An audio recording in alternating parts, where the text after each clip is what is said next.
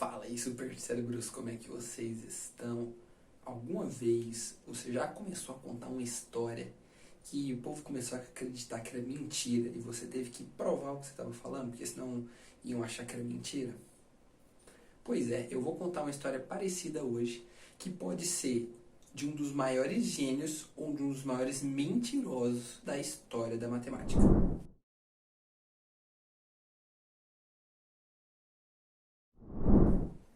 Antes de mais nada, lembra aí de deixar o seu like, se inscrever no canal e ativa o sininho para não perder mais nenhum vídeo, beleza? Então chega dessa falação e vamos lá para esse vídeo. Bom, sem mais suspense, hoje a gente vai falar sobre o último teorema de Fermat e por que ele é tão famoso, o que aconteceu e por que Fermat teve sua honestidade questionada, vamos assim dizer. Bom, antes de eu ler isso aqui que está escrito em latim, vamos antes falar um pouquinho sobre Pierre de Fermat. Por incrível que pareça, Pierre de Fermat, apesar desse episódio aqui controverso, ele tem muita coisa muito relevante na matemática. Inclusive, ele travava batalhas com René Descartes, né? Que é outro filósofo e matemático importante. Mas o que acontece? O Fermat, ele não era matemático, assim, de ofício. A matemática não era a principal atividade dele, o que deixa tudo mais legal ainda. Ele era um juiz, galera. Ele era um juiz aí dos mais altos escalões aí. E ele levava a matemática como uma atividade de lazer. E ainda assim, ele inventou a geometria analítica. Embora não tenha publicado um livro sobre isso, ele desenvolveu teorias aí como a equação geral da reta, da hipérbole, parábola, circunferência, enfim. O cara nem era matemático, não tinha matemática como atividade principal e desenvolveu tudo isso. É ou não é um gênio? Bom, então vamos deixar disso e vamos partir para essa história aqui. Eu acho ela bastante interessante. O último teorema de Fermat é muito famoso, pessoal. Inclusive tem livro dele, tem documentário sobre ele. E vocês vão entender o porquê. Primeiro, deixa eu aqui traduzir para vocês, né, de cabeça. Mentira, né? Obviamente eu estou com o texto aqui do meu lado, traduzido. E basicamente é o seguinte. Para começar, né, o último teorema de Fermat ele é tipo um teorema de Pitágoras, que a gente vai ver agora. Mas Fermat enunciou em um livro dele, Aritmética, a seguinte afirmação. É impossível para um cubo ser escrito como a soma de dois cubos, ou uma quarta potência ser escrita como a soma de duas quartas potências. Ou, em geral, para qualquer número que é uma potência maior do que a segunda, ser escrito como a soma de duas potências com o mesmo expoente. Aí agora vem a frase polêmica. Descobri uma demonstração maravilhosa desta proposição, que, no entanto, não cabe nas margens desse livro.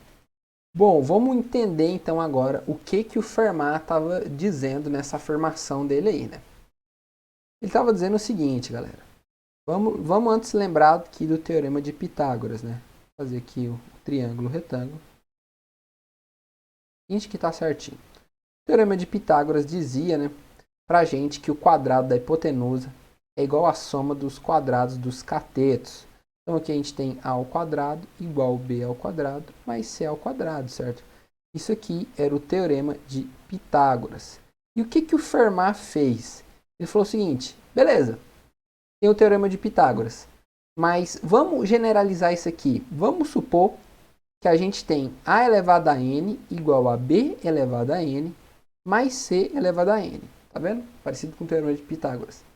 Isso daqui, para n maior ou igual a 3, lembrando que n tem que ser natural, tá, galera? Ele estava falando de números naturais. 1, 2, 3, 4, 6 são números naturais. Então ele falou o quê?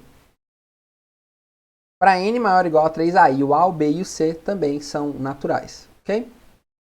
O a, o b e o c e n são todos naturais. O que ele queria dizer? Ele falou que para n maior ou igual a 3, isso aqui é impossível, não tem solução. Esse é o último teorema de Fermat. Falar que isso daqui é impossível, beleza? Até 2 dá certo. Acima disso, não vai dar certo. Então, ele falou isso aqui. E aí, ele disse, né, que ele sabia a demonstração, mas, porém, era a página do livro era pequena para ele falar. E aí chega a grande questão. Porque o teorema de Fermat, o último teorema de Fermat, ele demorou muito tempo para ser resolvido. Ele demorou séculos para ser resolvido. Então não foi alguma coisa tipo assim, não, 10 anos, 20 anos. Ele demorou séculos para ser demonstrado, né? Então, fica a dúvida, né? Será que o Fermat realmente sabia a demonstração dele? Bom, a cronologia é a seguinte. Em 1665 foi a morte de Fermat. E ele tinha esboçado a demonstração para o caso de n igual a 4. Ou seja, ele começou ali a demonstração para n igual a 4. Em 1753, ou seja, já quase 100 anos depois, Leonard Euler, um dos matemáticos mais brilhantes aí da história, demonstrou o caso para n igual a 3. Ou seja, ele provou isso, mas somente para n igual a 3. Em 1825, outro matemático, Legendre, demonstrou o caso para n igual a 5. E em 1832, Dirichlet demonstrou o caso para n igual a 14. E aí teve gente demonstrando algumas coisas que estavam erradas. Enfim, demorou muito tempo. Quer ver? Cerca de 430 anos, até que em 1995, Andrew Miles, em colaboração com Richard Taylor, publicaram a demonstração definitiva desse teorema, ok? E bem, por que que Fermat provavelmente não demonstrou o teorema? Que agora eu já estou colocando minha opinião no meio também. Eu acho que ele não sabia. Às vezes nem foi de propósito, sabe? Às vezes ele achava que sabia e não sabia, porque muitas coisas que utilizaram para demonstrar só foram criadas depois, na tentativa de demonstrar esse teorema, ou seja, a teoria algébrica dos números, por exemplo. Ou, quer ver? Olha aqui, eu estou com o nome anotado aqui, o teorema de Shimura-Taniyama-Weill.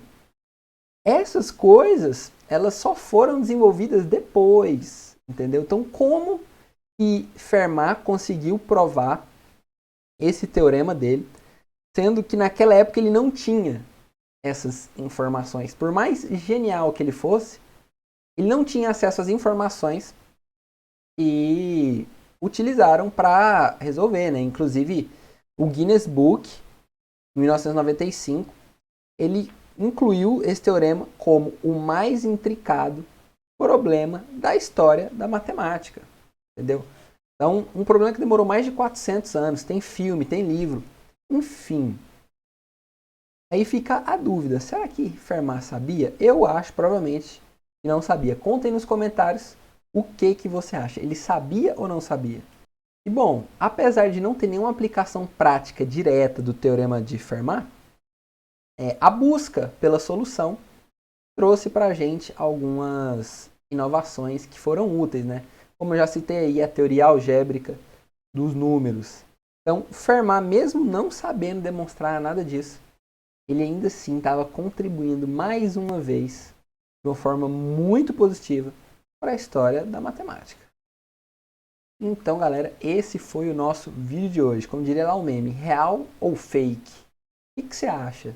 Deixe aí nos comentários se você acha que o Fermat sabia alguma demonstração alternativa, ou se ele simplesmente meteu o louco, ou se ele achava que sabia, mas devia ter algum errinho aí.